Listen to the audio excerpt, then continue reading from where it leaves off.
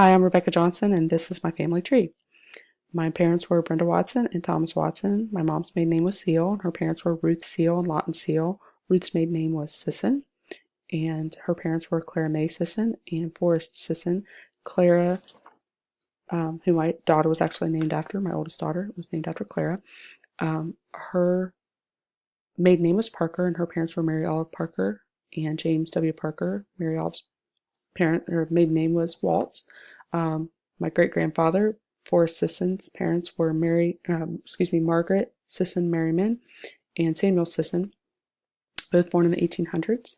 Then my mom's dad, my grandfather, Lawton Seal's parents were Mary Seal. Her maiden name was Pack, and Everett Seal. And I could not find the name of the parents for Mary Seal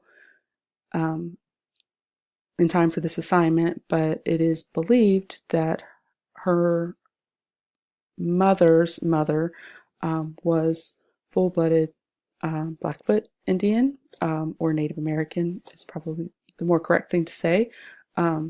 So I could not verify that in time for this project, but I'm still looking into that, and hopefully we'll be able to discover that.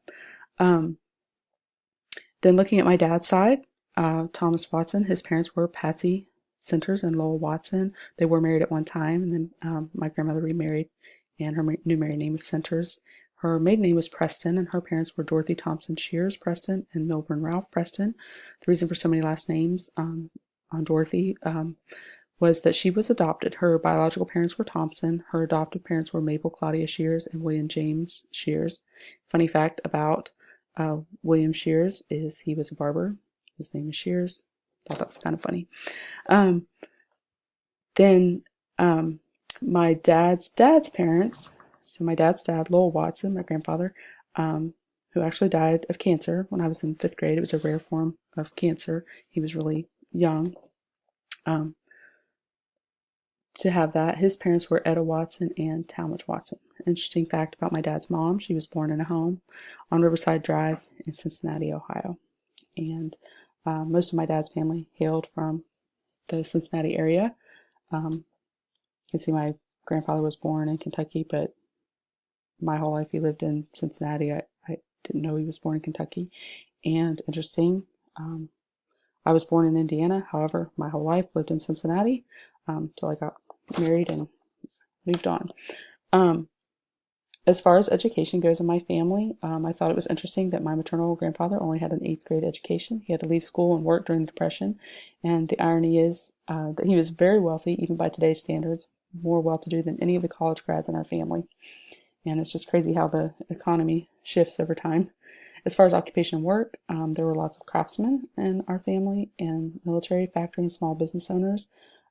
As far as the craftsmanship that I was referring to, there are some homes that are famous landmarks in the Indiana area that were built by my family, so it's kind of interesting when we're visiting there every now and then, every 70 years, kind of try to take my kids back and show them where we were from, and I will take them by a house that one of my grandfathers or great-grandfathers built. As far as family membership, my maternal great-grandparents had several siblings. My paternal grandfather had several siblings, but my paternal grandmother was an only child, and her mother was an only child. So it's kind of interesting for that period in time. It seems that families were really large and kind of difficult, and for families to have so many children and go through the Depression, and that area was particularly hit hard. But both my grandmother and my great-grandmother on my dad's side were only children. Birthplace, birth year, and racial heritage. Like I said, I was born in Indiana but grew up in Cincinnati. I was born in 1973.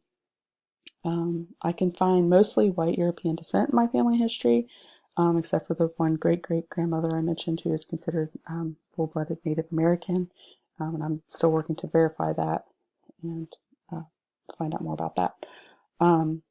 As far as language spoken in my research, mostly English speakers of European descent. Other interesting information on my maternal side, I have an ancestor who was in the Revolutionary War. That was actually, going back up to the family tree, Forrest Sisson's parents, so Margaret Sisson Merriman. The Merriman, if I trace that family history back, which has been done. That we've done some ancestry work on that, and you can find someone in the Revolutionary War. And an ancestor who went to the California Gold Rush, and also found diamonds and gold nuggets in Lick Creek, Indiana. And my maternal grandfather, who died last year, was a World War II veteran and a Korean War veteran. He lied about his age to enter the Navy in World War II so he could be on the same boat with his older brother. The depression was difficult on his family, and as a result, he was known for carrying large sums of money, such as $25,000 or more, on his person at all times. I assume that this was a security measure in case the banks closed. My paternal great-grandmother was adopted. I thought that was interesting. And that is pretty much it. You can see most of us live in the Midwest or are born or from the Midwest. So not terribly interesting as far as diversity goes, but interesting that I was able to trace it back as far as I was. So it's been an interesting project. Thank you for listening.